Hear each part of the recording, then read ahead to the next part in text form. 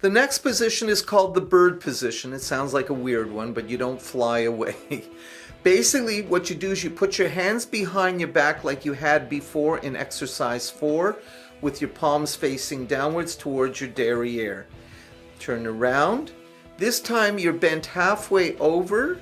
Bend halfway over. Keep going. Right there. Now inhale through your nose as you pull yourself up. Are you ready? Go. Pull yourself up while you're breathing in through your nose. Sniff.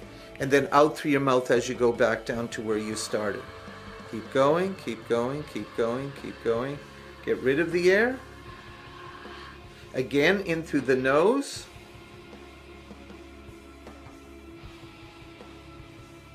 Out through the mouth.